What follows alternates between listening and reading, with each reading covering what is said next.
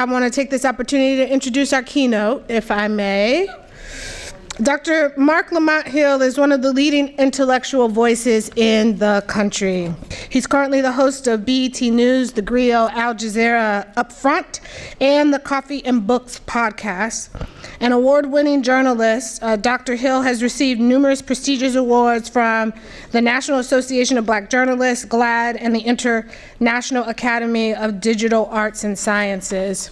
He is the Presidential Professor of Anthropology and Urban Education at the City University of New York Graduate Center. Prior to that, Dr. Hill has held appointments at Morehouse College, Temple University, and Columbia University. Since his days as a youth in Philadelphia, Dr. Hill has been on the social justice activist and organizer. He has worked on campaigns to end the death penalty, abolish prisons, and release numerous political prisoners. That's the work that I know him for most passionately. Dr. Hill has also worked in solidarity with human rights movements around the world. He's the founder and the director of the People's Education Center in Philadelphia, as well as the owner of Uncle Bobby's Coffee and Books.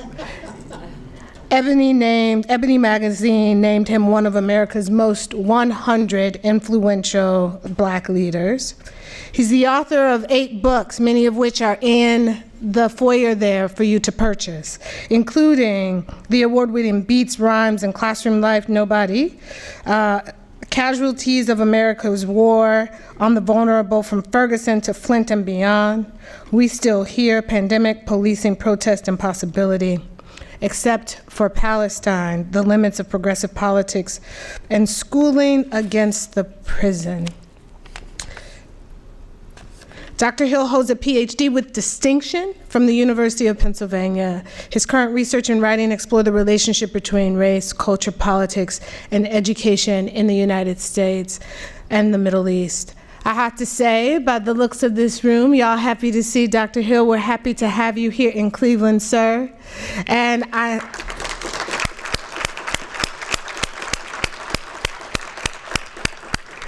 my leadership team will tell you we were percolating ideas, and I was throwing names on a whiteboard, and I landed on this one, and I was like, I think this is it, I think this is it.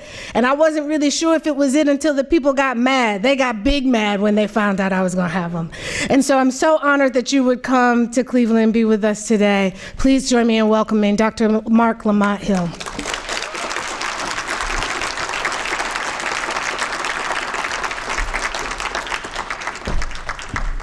Good afternoon, everybody.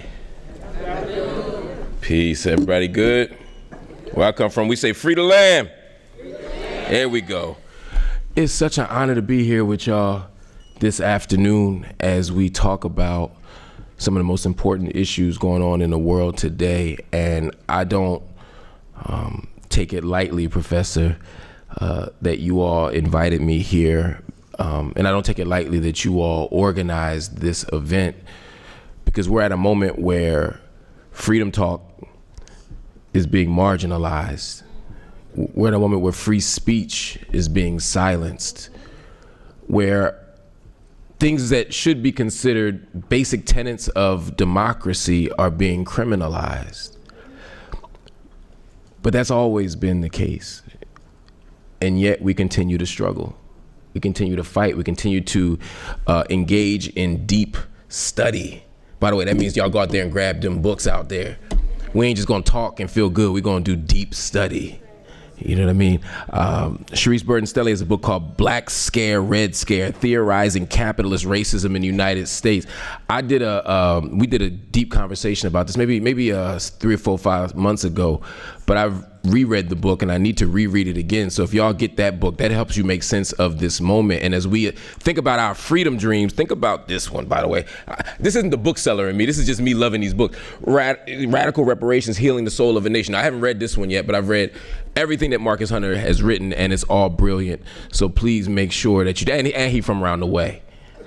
You know, Philadelphia, Cleveland is an interesting place. You know what, let me leave it there because I love y'all and I want to leave here with some love, but go Guardians.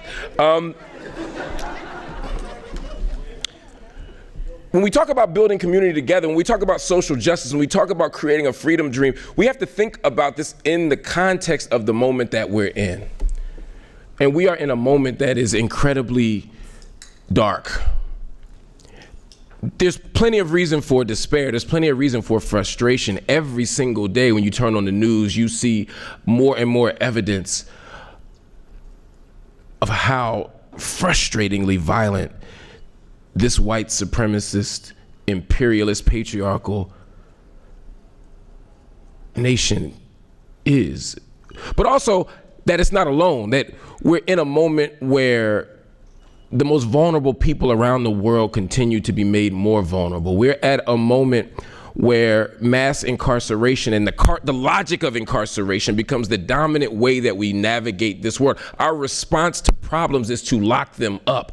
Our solution to everything is to incarcerate. If the only tool you have is a hammer, everything looks like a nail. And in our world right now, our primary tool is policing. Our primary tool is the carceral tool.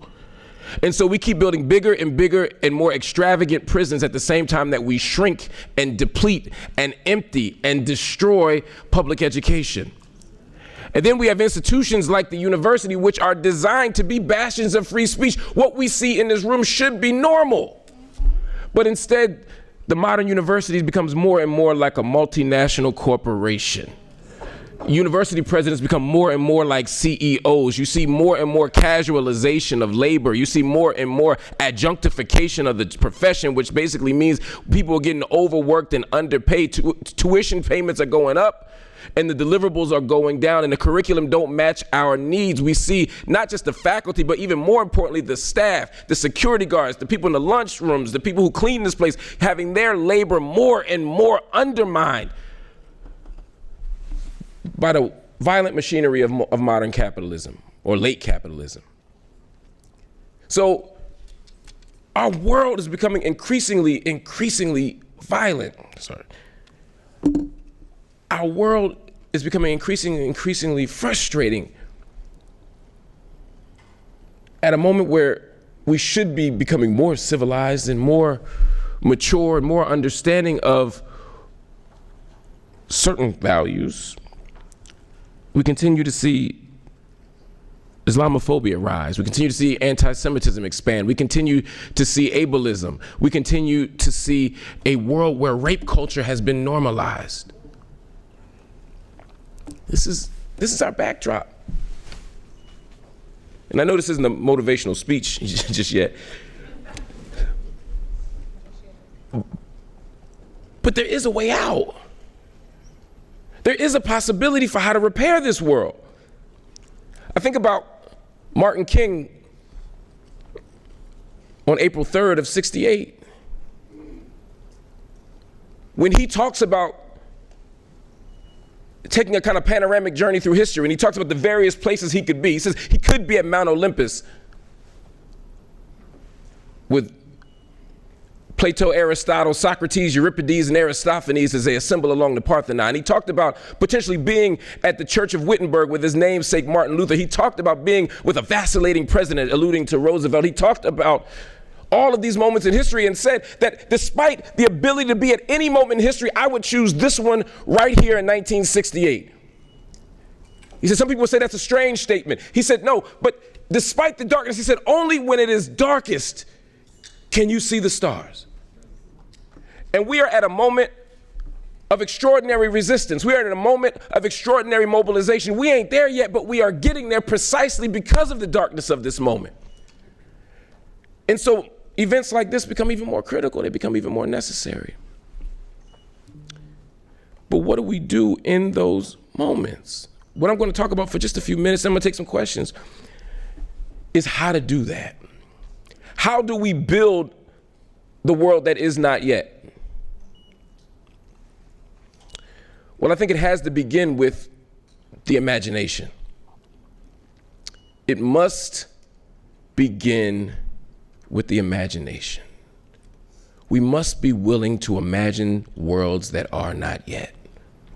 We must be able to conjure futures that have not yet been produced, but believe that they can be.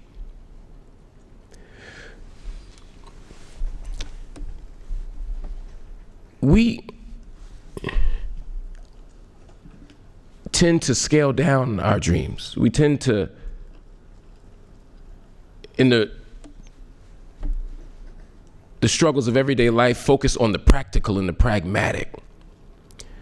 But I want you to do what the great philosopher Maxine Greene suggested that we do. That is to release our imagination just for a moment. To just not think about what we have to do, but think about what we could do if we imagined something different. The towering historian Robin D.G. Kelly talks about in his book Freedom Dreams what it means to have a radical imagination. That is about a vision of black and brown and collective futurity. That is to say, to imagine again new selves, new possibilities, new worlds. We can do that. What does that mean? It means that we don't have to think about the lesser of two evils in elections. We don't have to do that.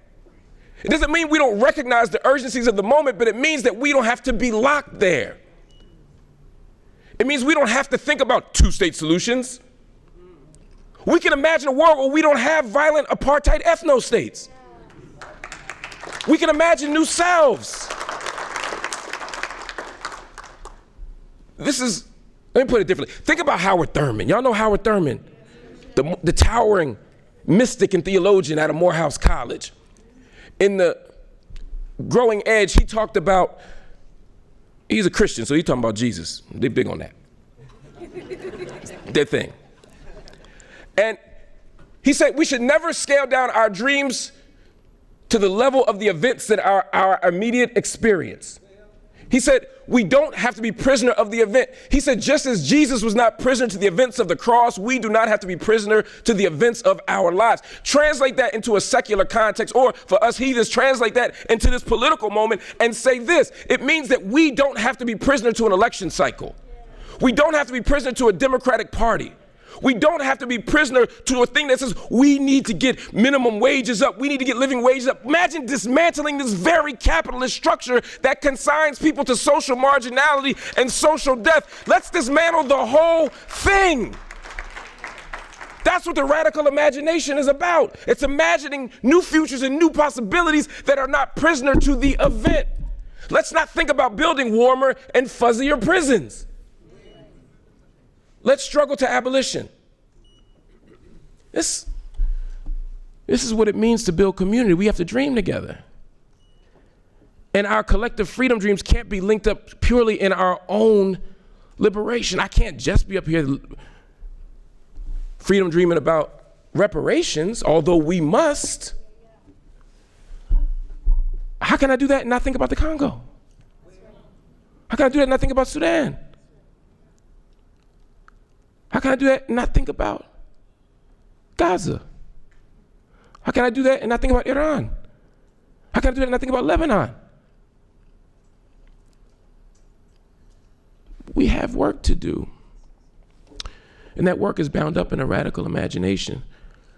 But it's also bound up in a kind of deep listening, a kind of commitment to listening and hearing the voices of others, the struggles of others. I talked about King. I'm going to bring him back for a second. Think about King on January 20th of 68 when he has his birthday. And he wakes up and he goes down to the church. Who does he meet with? He meets with sanitation workers. Chicago, someone had just been mauled, and they talked about workers' rights and safer working conditions and living wages. He listened to them. He met with Chicano activists. Think about how to build a broader multiracial coalition. He was inspired by what was happening at the border. He listened. He met with the Negro preachers. They take a long time. He met with the Negro preachers to talk about how to build on the gains of 64 and 65. He listened to them. He met with anti-war activists to figure out how to in this thing in Vietnam. He listened to them, but it wasn't just listening as a gesture of kindness or a gesture of moral generosity. It was listening because he understood that our political struggles were better when we were connected. When we weren't just locked at the arms saying we shall overcome, but locked at the circumstance. When we developed a political and theoretical analysis that understood that the thing that's binding us together are the very same systems of oppression. That we can't dismantle any of these systems if we don't dismantle this fundamental contradiction of capital. We can't get at none of this until we dismantle that. He understood that. And sometimes on the so-called left, because some of us aren't on the left, some of us are on the liberal side of town, but not the left. Some of us are Kamala centrists.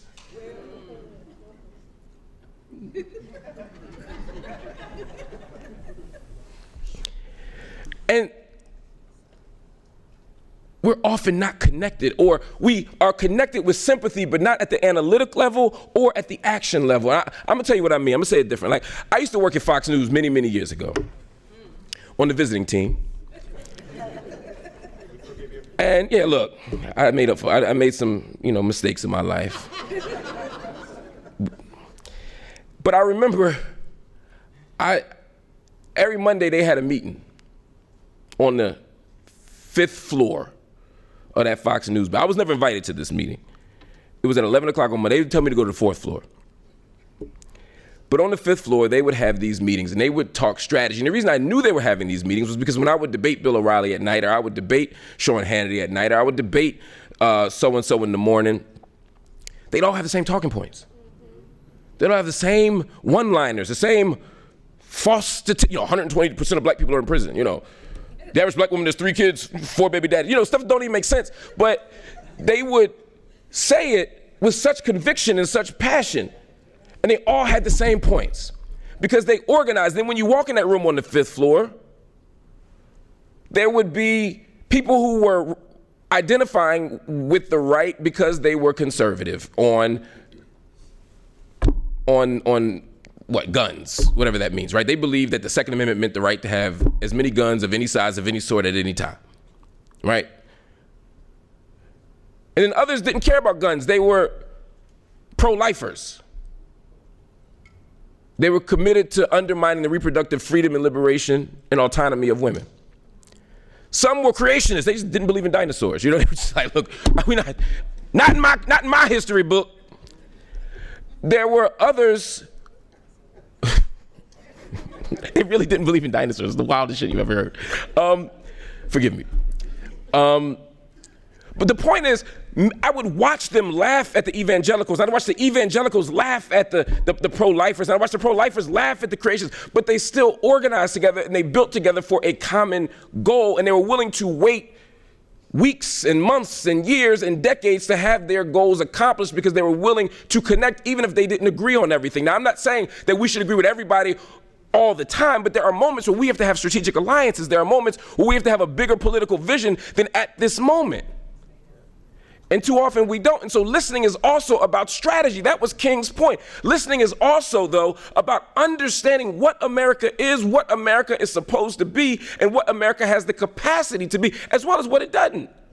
That's what the black radical tradition is talking about. That's what black thinkers and black writers and black creators have always been trying to do. They've been trying to get America to listen to itself. That's what King was doing in 63. August 28th, we standing in front of Lincoln, a great American in whose symbolic shadow we stand, signed the Emancipation Proclamation. It wasn't that's a signifying tradition. 100 years after the Emancipation Proclamation, he's standing in Washington, in the mall, in front of Lincoln, a great American in whose symbolic shadow we stand. His voice is dripping with irony. 100 years after the Emancipation Proclamation, he's there for the March on Washington for jobs and freedom. It's jobs and freedom. They like to cut that part out like Negroes were just marching to be marching. Jobs and freedom. He's saying 100 years after emancipating us, we still ain't free. He's saying, America, listen to your promise. He's saying, America, listen to yourself. He said, the Negro stands in a great island of poverty amidst an ocean of material wealth and prosperity. Listen to yourself. He said, I refuse to believe the great vaults of democracy could be empty. He's telling America to listen to itself. The Emancipation, the Proclamation, the Declaration of Independence, the Constitution, these are promissory notes. And he said, the Negro's check has been returned, what? Insufficient funds. He's saying, America, you promised. Plessy versus Ferguson, 1896, you promised. Brown v. Board, 1954, you promised. 1955, all deliberate speech, you promised. 63, you promised. 64, you promised. 65, you promised. America is constantly promising. He's saying, America, you must live up to your promise. But what we have to do now in 2024 is not just challenge America to live up to its promise. Because we've been doing that for a long time. We've been challenging America to do that for a long time. That's what David Walker was doing. Read David Walker's appeal, a preamble together with 4 articles to the colored citizens of the world, but particularly and most expressly those of the United States. A preamble in 4 articles. He's modeling it after King is standing in a tradition. Let me slow down. King is standing in a tradition. King didn't come out of Zeus's head. King emerges staying on the shoulders of David Walker, who's saying, America, your promised Constitution. When Olaudah Equiano is saying, look, America, when he writes Narrative of the Life of Olaudah Equiano or Gustavus Vasa, written by himself, he's saying, America, listen to yourself. Listen to your contradictions. When he talks about the great Negro, the great Christian trader, he's saying, Christians, listen to yourself. Listen to the contradictions here. You're a slave-holding state that's appealing to the love ethic of Jesus. Here's your contradiction. When he says, I wholly entreat your pardon for putting before me a work so devoid of literary merit written by an unlettered African, he's not saying that he couldn't really write a great book. He knew this wasn't devoid of literary merit. It's one of the great texts of the century. But he understood that America didn't think the Negro had the capacity to read and write. Phyllis Wheatley, the first Negro to publish a book. They didn't believe she published it. So you had Jefferson, the great founding father, saying she ain't write it. Read Notes on Virginia. A poet is produced. Christianity has produced Phyllis Wheatley, but it couldn't produce a poet. The contradiction of saying that the Negro doesn't have the capacity to read and write, while America has invested so much of its legal and political energy in making it illegal for Negroes to have access to reading and writing. If we can't do it, what you blocking us so hard for? But that's the contradiction of America. They call us lazy, but make us slaves. They call us dirty, but have us clean their houses. They call us uncivilized, and we raise their children. Listen to yourself. But here's the problem. It is not enough at this juncture in history. We are too sophisticated in our political analysis to believe that all we got to do is get America to live up to itself. We must now recognize that this nation state does not have the capacity to produce democracy. No conception of a collective built on racial capitalism can produce anything but injustice, inequality, apartheid. And it's not just this country, it's the very idea. I'm saying, let's have a more ambitious freedom dream. Let's not just dream of nicer nation states. Let's question the identity, or rather the possibility that a nation state can be anything other than something that produces an oppressed minority, anything other than violent, anything other than militarized, anything other than an institution that has the not just the capacity, but the need to have, as Max Weber talked about, the monopoly on violence. That's the problem. We keep trying to make something work that won't work. You ever date somebody who just won't act right? And you keep trying to give them another chance? And you keep, if I just act right, if I just dress different, if I'm just nicer, if I just do this, and 30 years later, they still ain't shit. Well, now we 400 years into this relationship, and they still gonna be different. But what must be different is our expectation of them. And at this moment, our expectation must be that this empire must fall.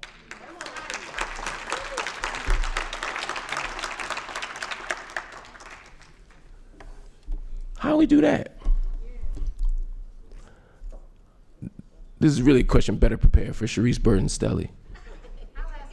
You ask her later, because make sure y'all go to their sessions, man, because they got the answers.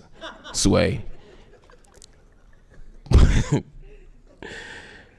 But one thing I know we must do, in addition to having these more ambitious freedom dreams, these more audacious freedom dreams, is a sense of history. What did Malcolm say? History is best prepared to reward our research of all the fields, of all the disciplines. I don't know if that's true per se, but I do know that history matters. We live in a world that always wants you to forget what happened last week and only focus on today. whatever happened on October 7th last year, there might be disputing political opinions on that. But I know one thing, history didn't start on October 7th.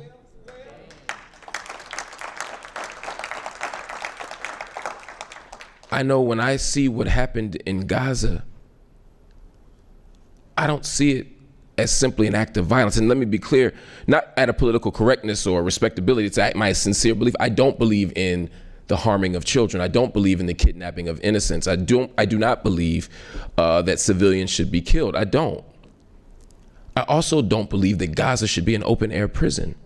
For decades, I don't believe that Gaza should be under siege. I don't believe that Palestinian land should have been stolen. I don't believe that Palestinian people should have been consigned to over 100 years of a war against them. And so when I see a prison break on October 7th, when I see resistance on October 7th, I can't limit my moral critique to Hamas.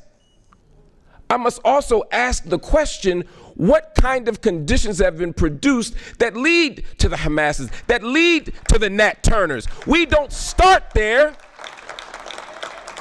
but somehow we only see the response. I mean, I'm watching the news in real time as Israel is bombing Iran, and they say, well, they're paying Iran back for what Iran did a few weeks ago. But what did Iran do? It was a retaliatory strike for what Israel did to Iran prior to that. But somehow we can't remember that. We can't hold on to not years of history or decades of history, but weeks of history. That ain't no coincidence. We have to have a sense of history. We have to have a sense of history so that we don't repeat the same mistakes. So that we can see the game plan coming a mile away, domestically and internationally. We must have a sense of history. This ain't the first time we've had these fights. This isn't the first time that we were told that we were haters and evil for resisting an apartheid state. Some of you all were activists against apartheid, South Africa. And you were told the same thing. I'm old enough to remember, it ain't that long ago, when they told us George Bush is the devil. So if you don't vote Democrat, the world's going to end. Now, I'm not saying George Bush is or is not the devil. That is both a theological and philosophical question. My point is, we're always told that the sky is falling and we ain't got no choice but to go with the corporate status quo. I'm saying we're always told that maybe we have to imagine something different despite what the world is telling us. A sense of history will allow us to know what our possibilities are. And that our possibilities aren't limited, as I said before, by the moment. There was no evidence that slavery would end. There was no reason to believe that an industry and a culture that was foundational to the American empire could just go away. People said this will never end, but people believed that it could and struggled to make it happen. We must be willing to not just remember and dig deep into history and have audacious freedom dreams and listen carefully. We must also be committed to radical action. We must organize. We must organize. I'm gonna say this word. I'm gonna count on three. We all gonna say organize. Okay, 1, 2, 3. Organize. I meet so many students and people who are willing to go to actions, who are willing to show up. I've been doing this since I was 16 years old, getting locked up on the streets of Philadelphia to free Mumia Abu Jamal, and we will free Mumia Abu Jamal. But I've never found it that hard to get people who are willing to get locked up. I've never found it that hard to find people who are willing to struggle in the streets. But we must build. We must organize. We must join organizations. Let's join organizations. Notice I didn't say start organizations. Sometimes we go places, everybody starting something, ain't nobody joining nothing. I go to college campus and be 50 black people in 25 organizations. Everybody president and vice president. That ain't about the organization, that's about you. At some point, you got to ask yourself, that might be about you. The great myth of history is that freedom or liberation or successful struggles are obtained by individual heroes who run stuff. Charismatic, male, heterosexual, speakers with microphones. Nah. For every one of them, there are hundreds and thousands of people who don't get the microphone, who don't get the fancy title, who don't get the business card, but they're there to organize. They are there to teach. They are there to do the work that often doesn't get applauded or celebrated or spotlighted, but it's essential for our freedom. Sometimes it was just bailing somebody out of jail. Sometimes it was praying for somebody. Sometimes it was frying some chicken. Sometimes it was making some photocopies. Whatever you got to do, we have to organize together to make that happen. We cannot continue to rely on the same models of liberation that have undermined us, not just undermined us, but sold us out. They sold us out. Now, I ain't trying to be romantic and about history now. We ain't the first generation of people that didn't organize all the time. You go to any black neighborhood in America, you're gonna find Second Baptist Church, Third Baptist Church. It was just Baptist Church. Somebody fell out. Somebody left. Somebody went somewhere else. Somebody didn't get that part in the choir. Somebody said somebody greens was nasty. Something happened. Second Baptist Church.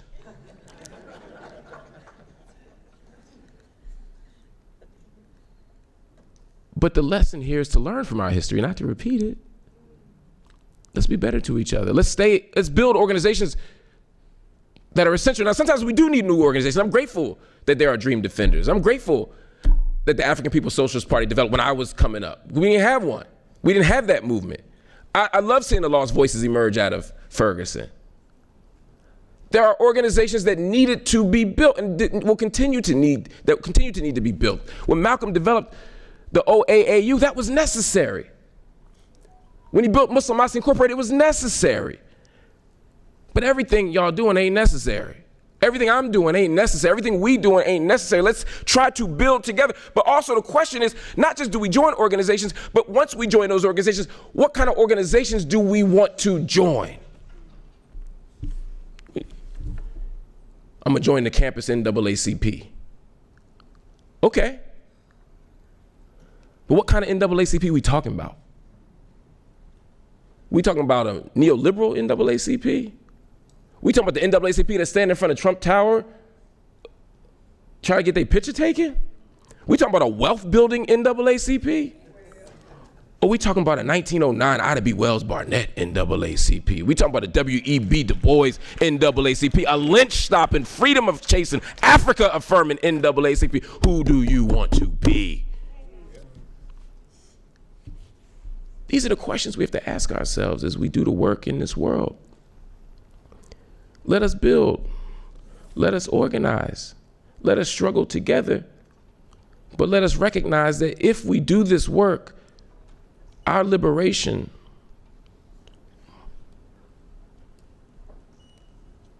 will require lots of loneliness, lots of solitude. Y'all know what I'm talking about.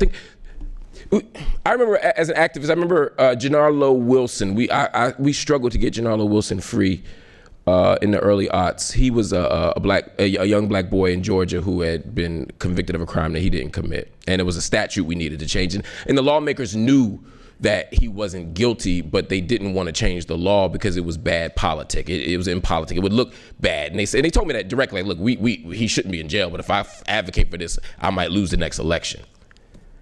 The NAACP wouldn't touch it. We fought for years. Gennaro came home. And when we had the press conference, I was seeing all the Negroes who told me no, all the people that wouldn't take a meeting, all the people that say that ain't my problem. I mean, I ain't never seen so many smiles and perms and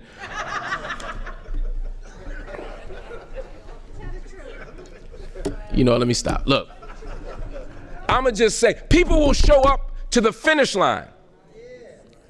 But the work doesn't happen at the finish line. The work doesn't happen. Y'all in Cleveland, y'all don't know nothing about football, but in football, Running backs don't run through lines. Running backs run through holes. The hole is made by the person in the trenches who's using their body, risking the self, doing the dangerous work to create that gap so that one person can go and spike the football. But that victory, that spike, comes from the labor of 45 other people whose names and faces you might not ever see. But that's the work that we have to do, and that work is lonely.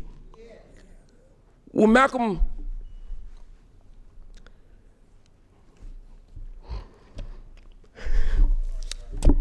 think about that Audubon ballroom so much. And I think about that man killed in front of his children.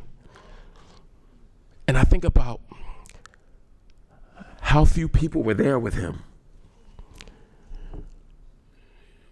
There wasn't an army of people there. Maya Angelou had just come back from Africa to see him. A few brothers stood, like Sekou Odinga, stood next to him. We should all honor the name of Sekou Odinga, because I see y'all standing there. I go to rallies and I hear people chanting for Assata and quoting Assata. Well, Sekou Odinga walked into that jail, broke in, walked Assata out by the hand and sat in her place for 28 years. That's the spirit of sacrifice that I'm talking about. But they stood there. Malcolm was lonely. Malcolm was alone. When King died in 68, he wasn't Time Magazine's Man of the Year like he was in 63. He didn't make People Magazine's Most Admired Americans list. Morehouse College wouldn't put him on the board of trustees. They said he was a bad influence on young people. Said he went to jail too much. Du Bois had been rejected by the Kamala class. He dies August 27th of 63. A voice comes over the loudspeaker, the old man has died. But he didn't get the love or the affirmation that he deserved, forced out. Paul Robeson, alone. Some of y'all, I'm sure, feel alone in the work y'all do out here. You throw a party, 1,000 people come. You do a teaching, 5 people come. I know you feel alone. Some of y'all do work for racial justice, but the moment you talk about political economy, everybody scatters. I know you feel alone. Some of y'all do racial justice work, but when gender comes up, everybody turn to Hotep Harry. I know you feel alone. Some of y'all are good white allies. Y'all love Negroes till it's time to hire one. Then we just don't fit the culture of them. There's something different about them. They just don't fit. Yeah, you don't say. Some of y'all are even radical in your politics until it's time to critique Israel. I know you feel alone, but I'm here to tell you that radical struggle requires radical solitude. It ain't gonna be 1,000 of us in the room. It might be 12 of us. Fidel said, he talked about making revolution not with thousands, but with 13 men who had absolute faith. That number might be wrong, but the point is there. He said who had absolute faith. The number is not as important as our vision, as our courage, as our political clarity, and our consistency and our steadfastness. If we have those things, we can be victorious. And I have never been more certain. I have never been more confident. I have never been more absolute in my belief that we will be free than I am right here, right now, at this juncture in history. So let us keep building. Let us keep fighting. Let us keep resisting. Let us keep telling the truth. Let us keep remaining steadfast as we fight for the world that is not yet. Free the land, free all political prisoners, free Palestine.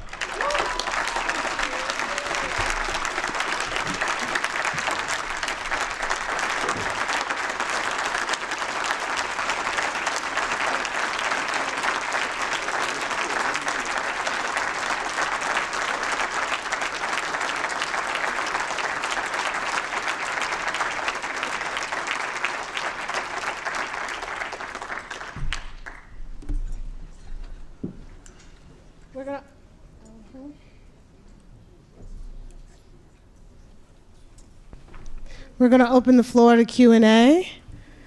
We have a microphone. Do we have 2 microphones? Where are our volunteers? You by yourself, brother? We have 1 microphone for now for a reason. You have note cards on your table. We're not going to be able to get to everyone. Please write down your questions on the note cards. One of our students will come around and pick them up. I will take questions as we go. I love it. I saw Ann's here, her hand go up first, and then other hands. Go ahead and keep your hands raised somehow so I can. Thank you so much, Dr. Hill. That was wonderful. I appreciate it. You went full circle. I want to go full circle. I saw your interview with Ta-Nehisi Coates on Al Jazeera. It's fantastic. He said something, and it just is another full circle, where he talked about how we're watching people who endured a Holocaust turning around and doing a genocide on these Palestinian people. In the north, I mean, it's horrendous. You see those pictures, and it's like they're loading people in trucks. If you don't leave, we're going to shoot you. Yeah. It's horrific, but I see the history in it. And he made a comment where he said, a lot of times people who are oppressed turn around and create oppression on others. And he said, as a Black community, he felt that the day was coming when Black and brown people will be in charge of this country, and I believe he's right. And there will be a day when the Palestinians will have Palestine back. And I hope it's a place for all. And those days will come. What did you think when he said we need to look at our legacy and we need not to do this? So what were the thoughts you had? Yeah, it's an interesting question. I would separate the sort of Black people might be in charge of this country versus Palestinians would be free. Because, being in charge of this country, I don't want the keys to this empire, right? I don't want no part to that. But I think because Palestinian liberation is different, because it's not like Palestinians will be in control of Israel. They'd be in control of Palestine, right? A free Palestine. From the window to the wall. What we allowed to say? I was told we couldn't say river to the sea anymore or something. So, sorry, I'm beat. Oh, I know. Look, they ain't got no more jobs to take from me. Free Palestine from the river to the sea. Let's go. But in seriousness, I think that a couple of things. I think one, I didn't necessarily agree with. I understand Ta-Nehisi's point that there might be something fundamentally human about replicating patterns of oppression. I don't necessarily disagree with that. I don't know enough. I'm not insightful enough about human nature to know that. That's not what I do. But I will say that there are always other models. Look at what happened in the last year. You have Germany and you have South Africa. And I'm not romanticizing South Africa. There's lots of contradictions in South Africa, but I'm just talking about in the context of this issue. Germany has always doubled down on its support for Israel, its support for Israeli apartheid. And many would argue, and I think many Germans would argue, hey, we don't have the moral authority to do anything otherwise. It's a kind of response in part, and all of Europe feels like this. I mean, when you look at so much of the EU's response to Israel, a lot of it is, look, we were awful during the Holocaust. We were responsible for the Holocaust. We enabled it. We were complicit. We shut Jews out. We didn't allow Jewish people. I mean, it's all true, right? I mean, if you look at even in Eastern Europe, if you look at the pogroms of Poland or Ukraine, I mean, Europe has been awful to Jewish people forever, right? There's never been a moment where Jews were safe in Europe or anywhere in the world, frankly. Right? Except Israel. We'll talk about that. And so Germany's response to committing one of the most horrific acts in modern history has been to say, we will now allow Israel to prosecute an unjust, illegal occupation and apartheid state and siege, et cetera, et cetera, et cetera. But look at the South African response. I mean, one of the most beautiful things about the ICJ suit, the lawsuit brought against Israel in the ICJ, was that it didn't come from the United States, not that it ever would, but that it came from South Africa. That said, we know apartheid. We know repression.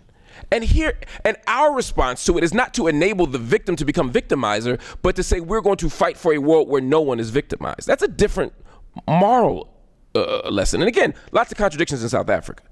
But it was an interesting moment. And I think the moment provides an opportunity for us to think differently about what's possible. I believe that Palestine will be free, but it's not going to come from moral persuasion. It's going to come from struggle. It's the only way. I ain't never seen no other way, right? Think about Malcolm's message to the grassroots, right? What kind of revolution we going to have? But I do recognize, finally, Ta-Nehisi's point that people who are oppressed and harmed are going to make choices to ensure that that doesn't happen again. But we as a global community, we as a society have to say, yeah, we have to be committed to Jewish safety. But Jewish safety can't come at the expense of everyone else's. We have to create a world where Jewish people are safe, but Palestinian people aren't dispossessed. And we've decided that it's either or, and it can't be. It absolutely can't be. Yeah. Otras preguntas? Hello? Have a question from a note card. We are reading them. The question is, how can we be impactful organizers in so-called progressive institutions that censor, suspend, and ostracize students who are advocates? Well, first, let's stop calling them progressive institutions, right? It's like saying progressive except for Palestine, right? It's like they're actually not progressives. You know what I'm saying? Like it's not like a tick or like a weird like character flaw. You know what I mean? Like it's a fundamental contradiction, right? Any place that silences you for this is not progressive. And I think it's important to recognize that. It's not just me. I'm not being nitpicky or petty. It's saying that if we begin from a place of saying this is a progressive institution, they just have this weird quirk, then it still allows us to believe that this institution can be something other than what it is. And so I'm saying, let's reimagine what these institutions are. Right? If these are settler colonial institutions, if these are neoliberal institutions, let's develop the language that actually models or reflects what these places are. But what I would say is continued resistance. Continued resistance. Don't allow these institutions to co-opt you or to sell you out cheap. I'm always fascinated when I go to campuses. They say, we're so progressive, we have protest spaces. Look at them over there protesting. They give them, right, that's exactly what it is. I'm like, if they tell you to go there, that's the last place y'all should be. Don't go to the protest square, go to the president's office. And if you don't get it, shut it down. That's what you do. I loved walking on campuses. I was at Rutgers, where my partner teaches. I was at Columbia, where I know folk at. I was at other places, and I'm watching them not just protest and march. They set up encampments. They took over buildings. Howard University has been taking over the A building every 20 years. That's what you do. You have to apply pressure. You have to scar public tissue. You have to do what they don't want you to do. And that's the only way you force their hand. Because these institutions don't want bad reputation, particularly given the neoliberal technocratic logics of the institution. The last thing they want is their brand to be hurt. Remember Black at Harvard? Right? Part of it was Harvard didn't want, let me take Harvard off the table because I hate the Harvard examples. Let me say something different. These institutions move like corporations, like I said at the beginning of my talk. Figure out what hurts them. Their goal is to maximize shareholder wealth. How can you undermine that goal? That's what you should be doing. Stop thinking about these as progressive people who will ultimately appeal to reason once you just convince them that you're right. Like that's what I used to think, right? If I could just explain what river to the sea meant, everything, I can straighten everything out. Right? It's like, I can clear this up, guys. Look, no, it just means if you look at, no, they don't want your ass, your anti-Zionist ass in the room. So you got to think about this a little differently. Okay, what else? I'm sorry. I want to make sure we get through a few questions. I'll be talking. Hello, thank you for being here. So I wanted to talk a little bit about idealism. A lot of what you're talking about is an ideal that we all should aspire to. And then there's this element of practicality that people jump to very quickly, right? Yes. So it's this lesser of two evils, or what can we actually do today? And we forget our ideals and we get comfortable in what's practical. How do we avoid that going forward so that way those that are here or others that might listen to an ideal stay engaged and continue to be involved in this radical change? I mean, look, I'm not saying that there's no place for practicality or pragmatism, right? We have to make choices, right? Ideals, though. I remember being in Ferguson. Now, let me not tell this story. There's cameras and stuff, but I'll just say there's sometimes, even tactically, where you have to realize you can't win this fight. I'll just say that. There are times where you are facing an opposition that is so well resourced, whether it's with guns or badges or budgets, whatever, right? Whatever the thing is where you can't win. So you have to say, wait a minute, maybe we can't win today. We're gonna win, just not today, right? I'm not saying to be irrationally optimistic or naive, and I know you're not saying that, but we should be driven by ideas and ideals, right? We should be animated by them, but they should be tactical. The question, though, to answer your actual question is, sort of, how do we stay engaged at a time where we can't always do that? And how do we keep people going? I think part of it is a sense of history, right? Again, if people are thinking about the lesser of two evils as the only option we have, I think that's where political education comes in. You say, well, when has that worked? The lesser of two evils is how we got Joe Biden, which is how we have a genocide. Now, I think there is value in saying, I'm going to pick my enemy, I'm going to pick my opponent. I think there's value in saying, look, there are moments where I need to make this choice, not because I believe in it, but because it's our best effort to struggle for another day.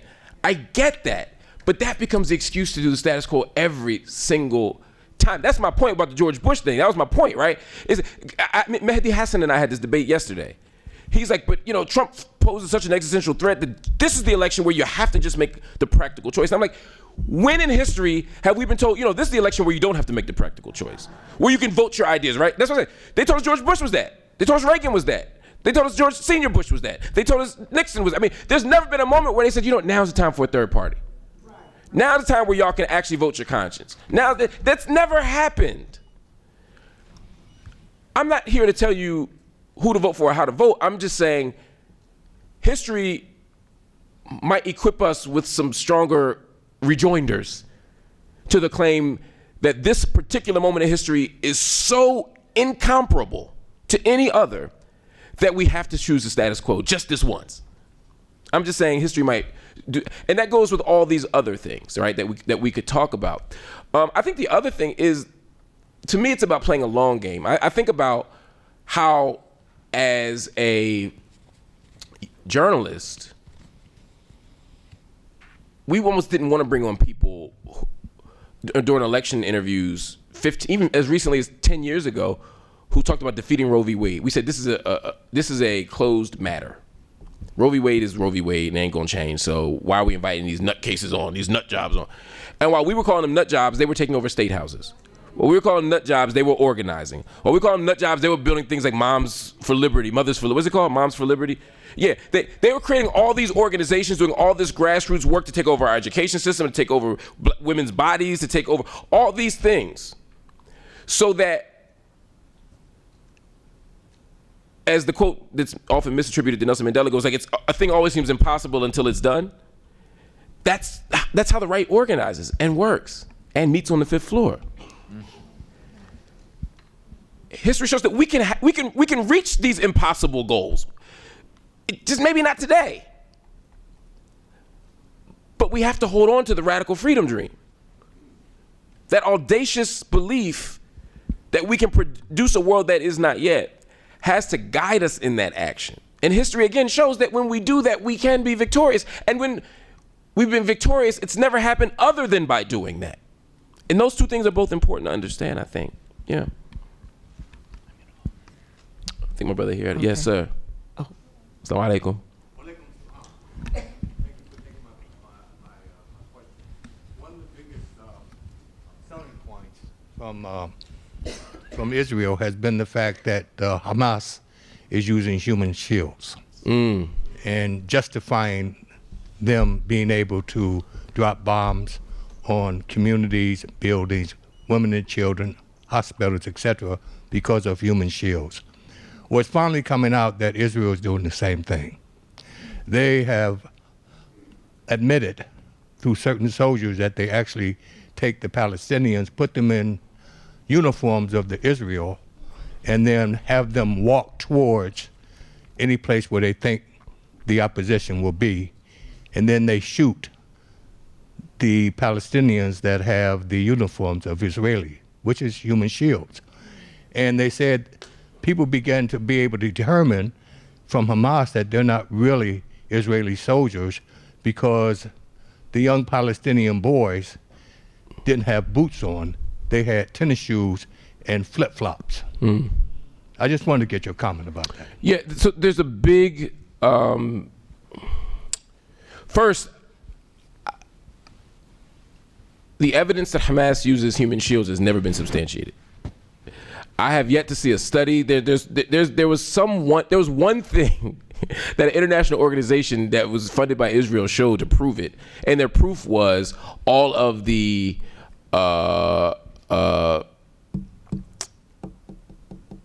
they were quoting Israeli newspapers saying that they were human shields.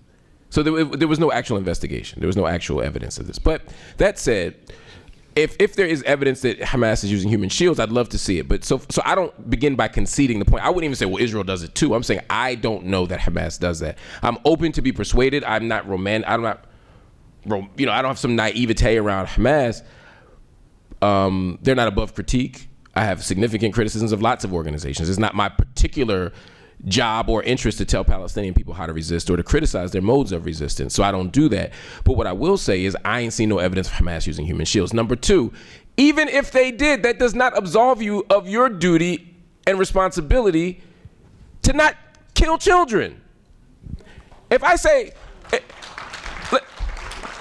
let's say for argument's sake that 5 Hamas soldiers are in a school with 100 children,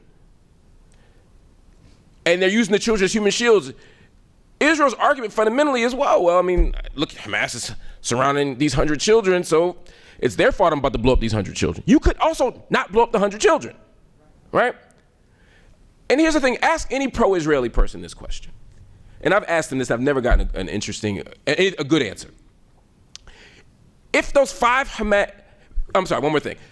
Because I say, well, why don't you do it later? They said, because the military mission is so important that we have no choice but to kill those children because those 5 operatives could kill thousands.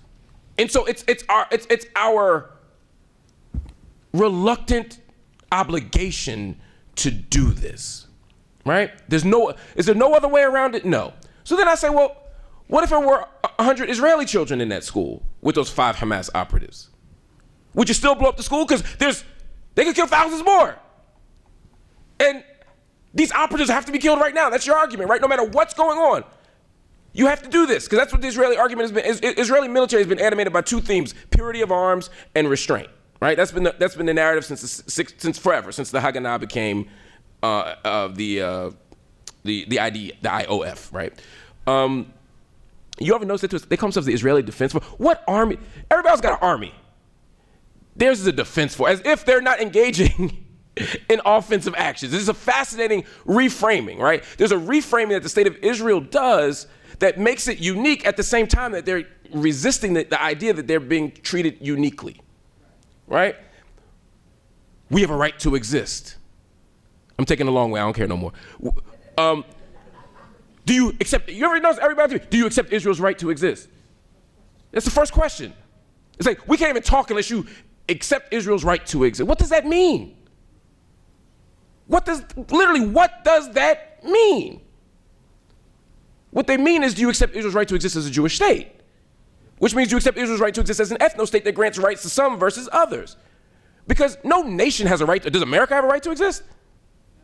Right, does Ukraine have a right? I mean, these are fascinating questions, but we only ask it about Israel. We've only started to ask that in the last 30 years for very particular reasons, which I talk about in my book, Except for Palestine. I'm not saying it to sell y'all the book. I don't care if y'all buy it or not, but I'm just saying I don't have time to go into all the depth of it. But the point is, I mean, ask them, does communist China have a right to exist? See what they say. Use that particular language, that red baiting language, very particular, right? What does it mean to have a right to exist? But it's framed so that if you disagree with the formation of this nation state, that you're somehow seeming as if you disagree with the Israeli people's right to exist or Jewish people's right to exist. As opposed, no country has a right to exist. People have a right to exist. not nation states. So this exceptional language is quite interesting. But anyway, if you say, well, what if those 100 children were Israeli? People say, oh, no, we'd wait.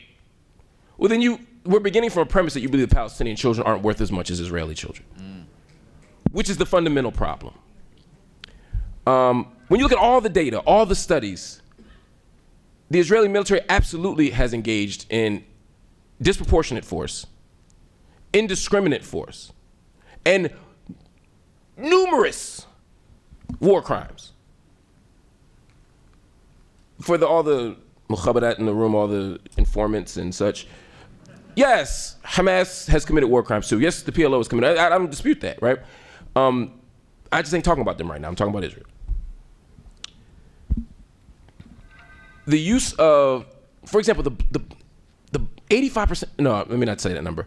More than 60%, I have to check the latest data, but at least more than 60% of all Palestinian schools in Gaza have been destroyed.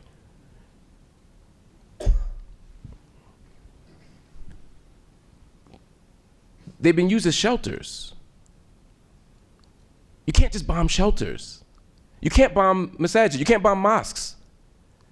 You can't just bomb hospitals. But the constant Israeli argument is, well, they're no longer that because the terrorists are in there. So part of the problem also becomes how we frame juridically. That's one of the good words, ain't it? I saw some law professors. I was at the table with 2 law professors, so I only know 2 law words, so that's one of them. Habeas corpus. Now all right. But juridically, how we construct the terrorists.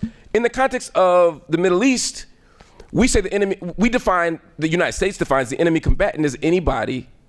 For example, if you're 16 in school, going to high school, you're still considered a combatant by virtue of being 16. When the United States was saying we don't kill innocent people with our drones in Afghanistan, they were saying that they were basing that on the fact that the enemy let me step back. I'm sorry. I'm getting frustrated because it's a very frustrating moment.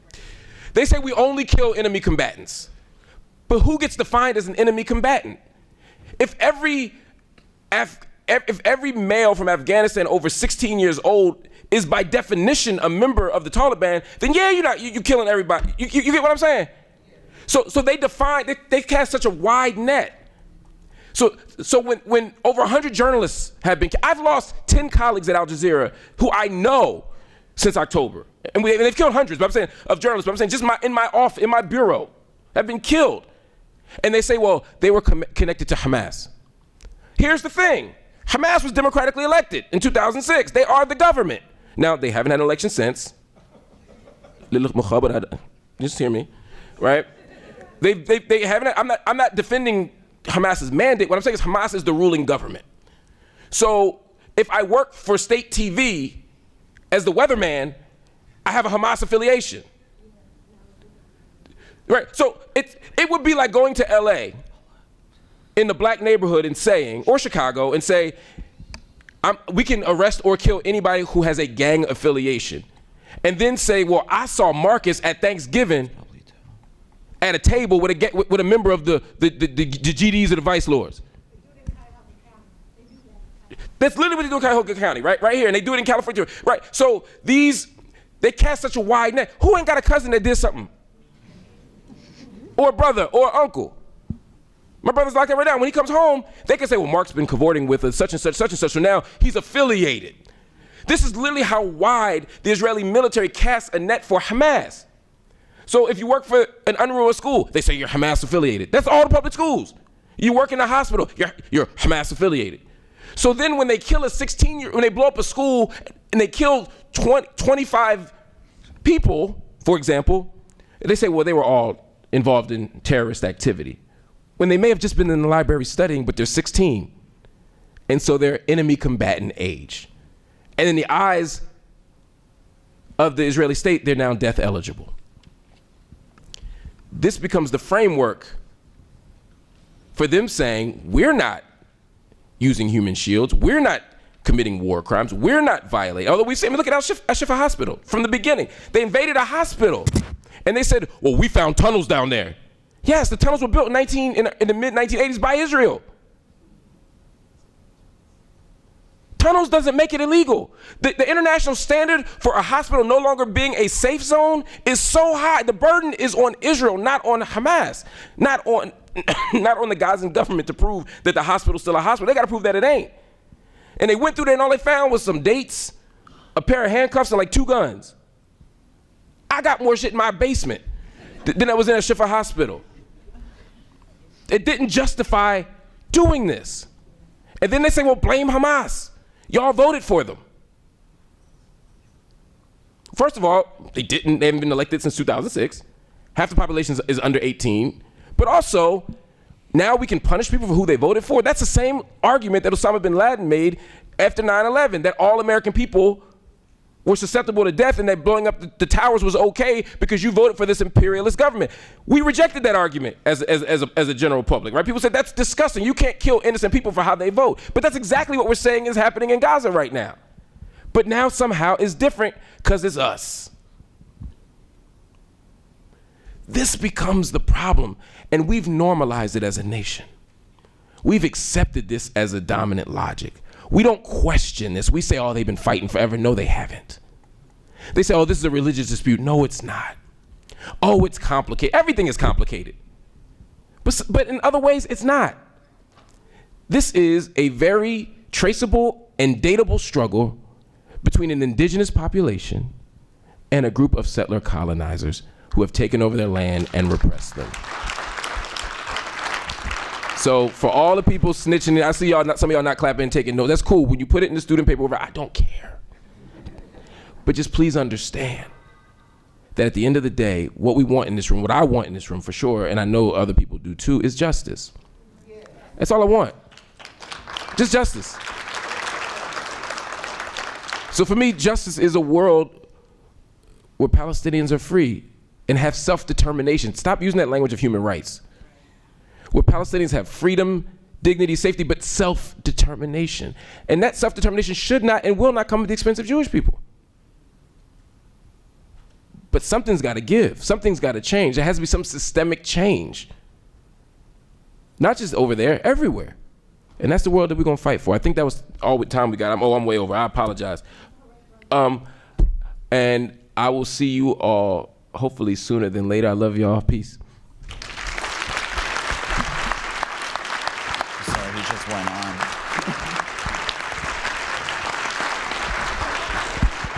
I'll take my time. I had to.